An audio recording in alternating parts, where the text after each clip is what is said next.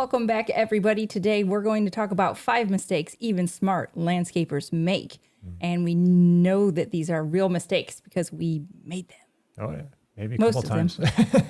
Yeah. No, this list, I just kind of wanted to do something a little bit quick and easy, kind of fun.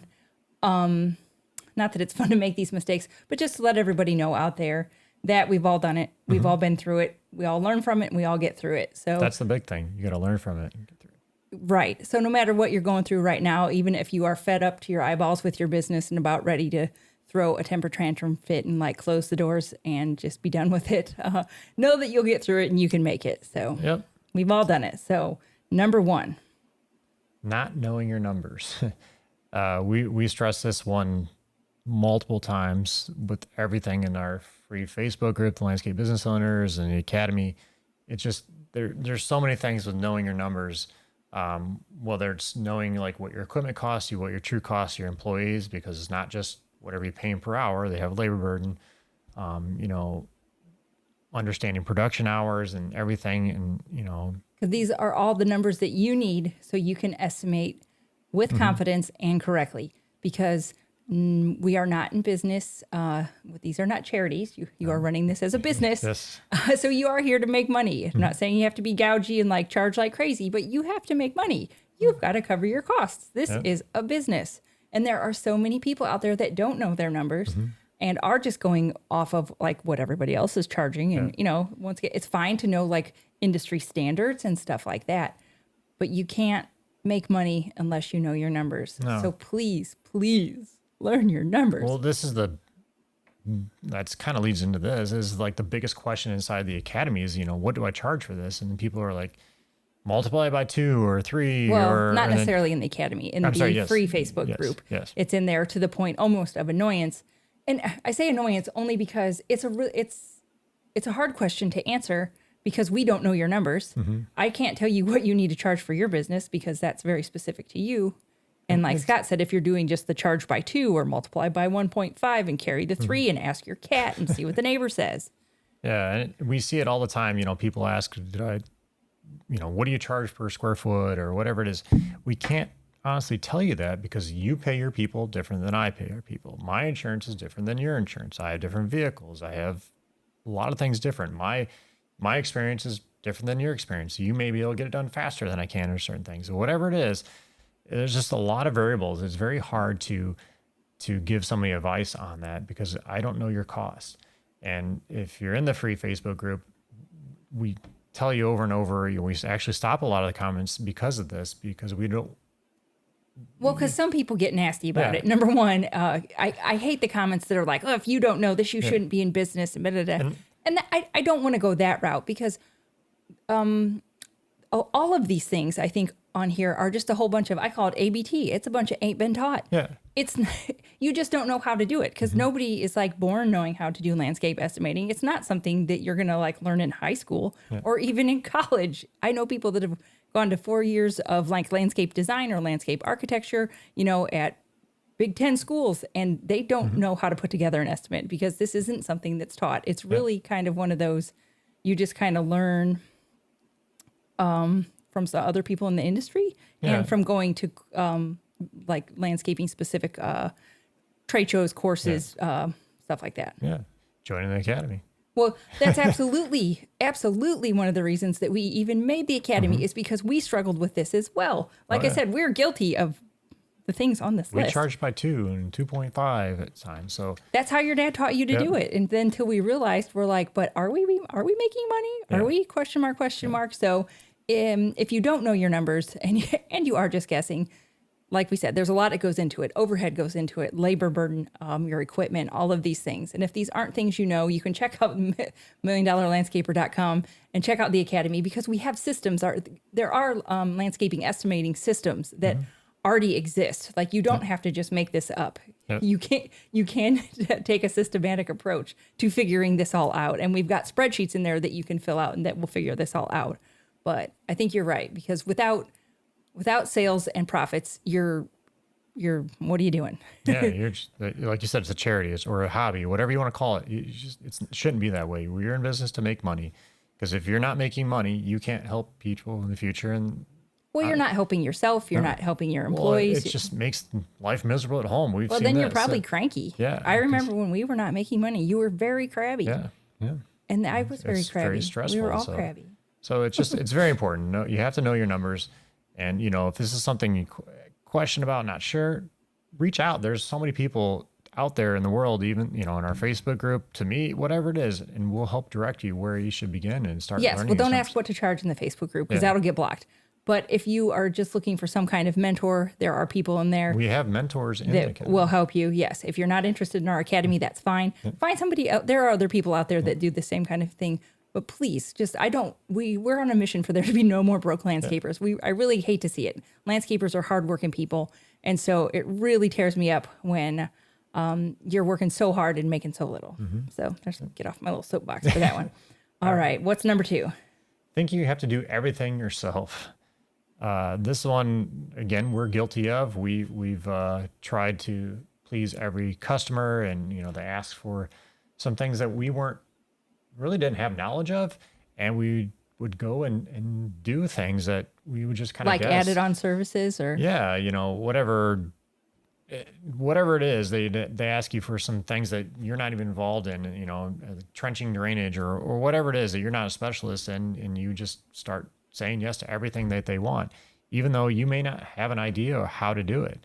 And it just can really hurt your business, Yeah, you kind of jumped to the third one, which was saying no to your customers. I think guess, you jumped ship there because this was supposed to be thinking you have to do everything yourself, which in my mind, that is a little more along the lines of not trusting your employees to get things done, not training your employees to get things done, and stuff like that. Yeah, sorry. Yes.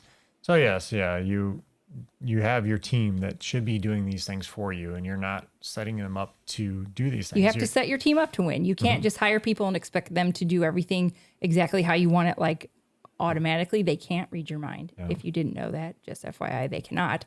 So you're going to have to train them. You're going to have to get them set up to win, but you absolutely don't have to do everything yourself. No, and this is, again, something we see in our business. Even to this day, my dad wants to be out there all the time doing things. I'm like, Dad, you're almost 7 years old. I'll give it to you. You might do it better, but if they can, Sky had to learn this lesson. If they can do it like 90% is good and the customer will never know the difference, then it's fine. He had to learn this with water features because he's Mr. Fussy Pants, Mr. Rocks placement snob. But when it came down to it, the homeowners never knew the difference, and they were always happy with what the crew did, whether you were out there micromanaging rock placement or not. Yeah, and I actually learned that from Greg Whitstock of Aquascape. He said the same thing with his team. I think it was, I want to say his employee Brian or whatever is one of the head You don't guys have over to there. call them out. Go ahead. But they, same thing. He let his team go out and do it, and he was worried when he went back there, and he walked up to the job site. I remember him saying this he walked up to the job site and like, oh, homeowners, great. Yeah. they Look did at this this wrong. dump. And then I guess the homeowner walked out with a check and was very happy. And I took that and I'm like, yeah, I can relate to that. You 'cause I did. do Well, the same. so then you really started training the guys to work on the ponds and everything without you, and it was all fine. Yeah, it takes time. You're not going to be able to like walk away tomorrow and just let them go. I kind of weaned myself off there. I trained them, and then I would sit in the truck and do my estimates while they're working, and then I would leave for a bit, come back, and I kept doing that and just kind of extended myself out of there and just kind of.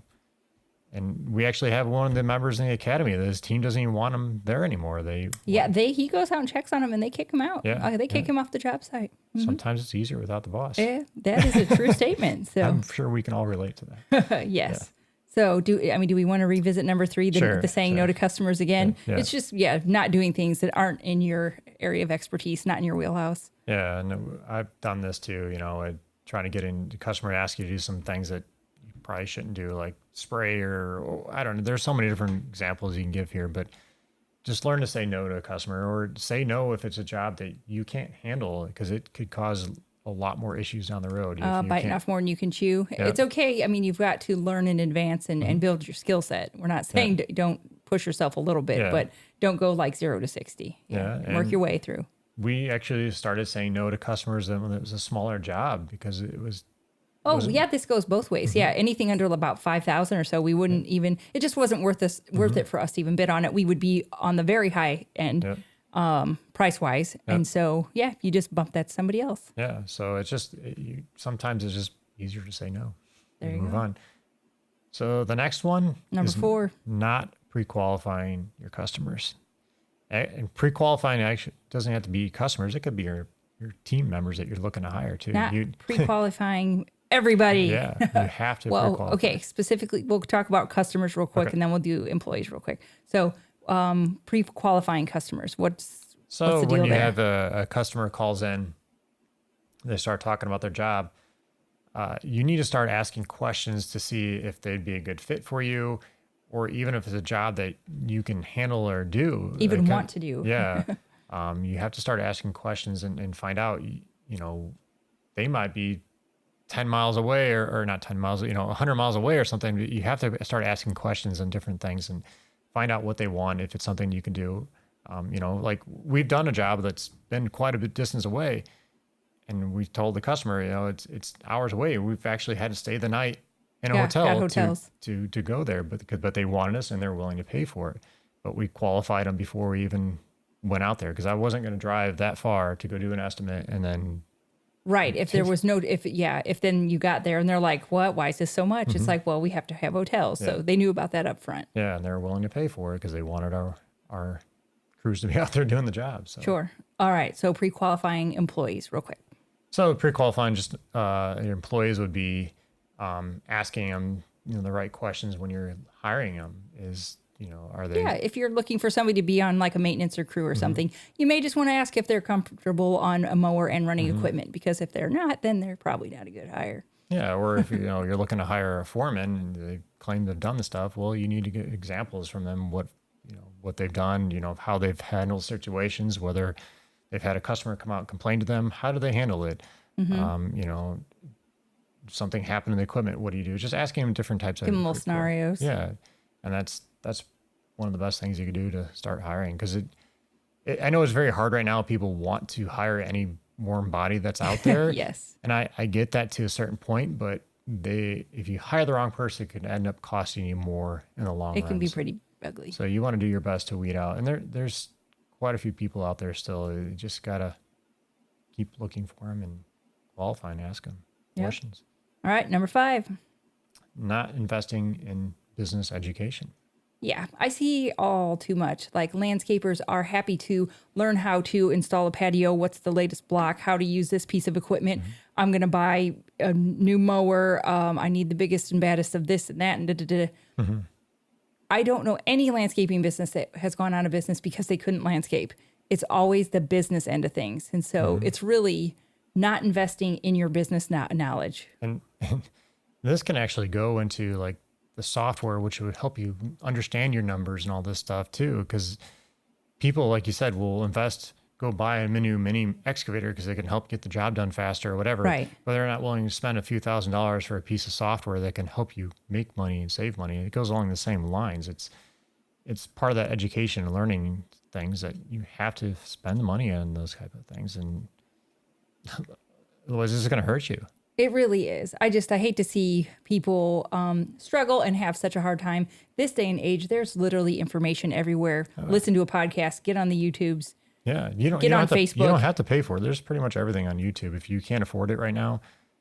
Yeah, I mean, it's so funny. I get a little bit like persnickety. I'm like, well, they're just YouTubers. You've got to make sure that they know what they're talking about. But okay, we're podcasters, so I know we're podcasters. I know. We're on YouTube. I'm as such well, a snob, though. I'm like, well, make sure they know what they're talking about. Well, the advantage of hiring somebody versus like just searching on YouTube or Google or whatever it is, they could probably have things in there that they can give you and to get you going much quicker than you could searching on Google, because you're going to try to figure this out on Google. We spent a number of years figuring things out ourselves because information wasn't quite as readily available. Like you could go to a conference, but you'd hear somebody speak, and then you'd have to like buy their videotapes because we're old, or then eventually it was DVDs. So you could get like a little bit like they get you all pumped up and all excited. And then you could take that stuff home and then, learn on your own, which is what we did a lot of. Or you could shell out, $5 figures in money for consultants, which we also did. Yep. Like, thankfully, we were at the point in our business where we could afford that, but most people can't afford 5 figures worth of consulting. So once again, like that's why we have our academy as like a low monthly price, because we want the information to be readily available to anybody of all levels of business, whether you're just starting or you've been at this for a while. It's very affordable. Yep. And we also do as much for you. We have a lot of ready-made and ready-done systems because we also realize people don't have the time to sit and make these up themselves. Yep. So that's the biggest thing is time.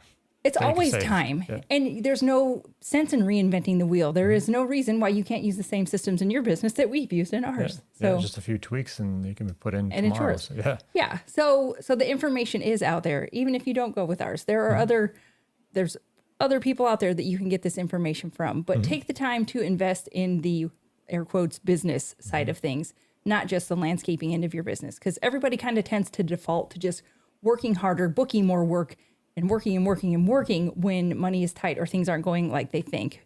But if you will put as much time and effort into the business side of things as you do to the landscaping sides, then you'll be miles ahead of everybody else. Absolutely. Literally miles. Absolutely. So. Get a book, whatever it is, just keep learning. Books, you have to. Podcasts, anything. Yeah. And if you've got any specific questions, drop a comment. Let us know. Because one of our goals of this podcast is to connect people with the information that they need. We're, working on getting more people on the podcast. We've had people on that are accountants, people that have developed apps, marketing experts, HR experts. Because one of our goals is we're not saying that we know everything, but we want to be able to be a source of information. So if you need help, but you don't know where to get it, drop us a line. We will try to get try at least get you in contact with somebody that can help you. Yeah, absolutely. That's what we're here for. Like Katie said, we want to help you no matter where you're at in your business. So if you're looking for somebody that we can't help you with, we'll direct you to where. And this is actually something we did in our business too. We couldn't help you with as far as landscaping. Sure. We'll direct you to somebody who could. I know we're like Midwestern nice. I mean, for people that don't know, we're from Indiana. We are. When you hear of that like Midwestern nice, I'm like, oh man, we are so guilty of that. But no, in all seriousness, landscapers work way too hard to be broke. That's nonsense. You can invest in it. The information is there. Yep. Get it somehow. So a quick recap of the 5 mistakes landscapers make, even smart ones. Even smart ones. Because we did all of these. I mean, we did eventually invest in education, but it took like 10 years. Like we didn't do it right away. Yeah. No. So we just worked and worked. We just worked and worked some more and piled work on top and then wondered why we were so tired. Yeah. So number 1 was not knowing your numbers. Yep. Number 2, thinking you have to do everything yourself. Number 3, saying no to customers. Not saying no to customers, I should say. Number 4, not pre-qualifying your customers.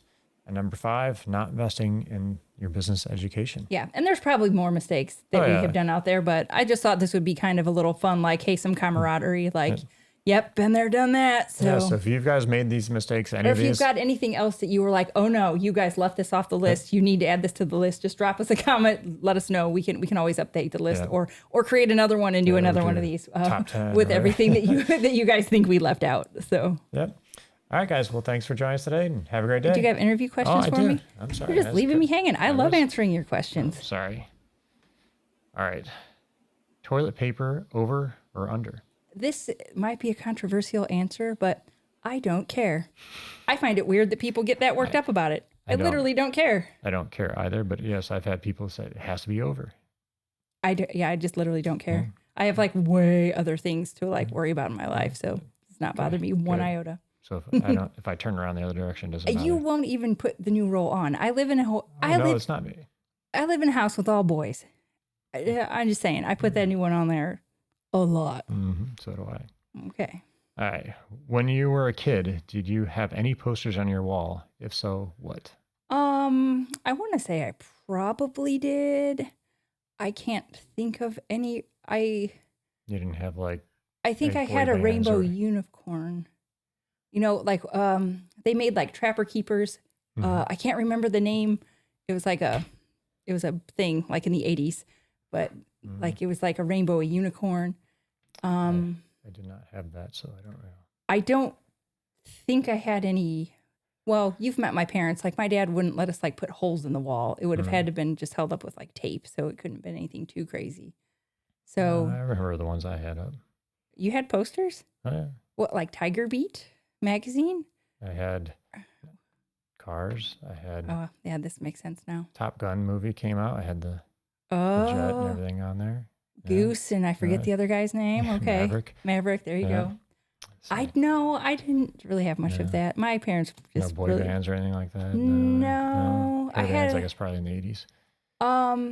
once again, no. Parents Yeah. would have just put the big fat kibosh on that. Gotcha. I had some pins of like Guns N' Roses and stuff like that, like on my backpack. So, nerd. All right. Would you rather be able to record your thoughts or your dreams while you sleep?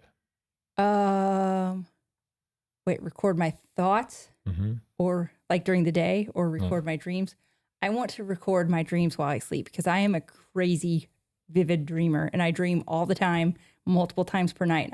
I usually remember them, but And sometimes they're way weird. they're weird, and sometimes you hold grudges even though I it was just do. a dream. If you do something to make me mad in my dream, I will remain mad at you for the remainder of the day because that is very logical. But I would maybe want to record my dreams just because they're pretty wild. I don't know if I'd want to see those. I think it's Just because interesting. they're the ones you described are a little out there sometimes. There's probably like a dream interpretation person out there that Probably could tell me what it all means. Probably just means I'm nuts, but I think it'd be fun. All right, guys. Well, thanks for joining us today and have a great day.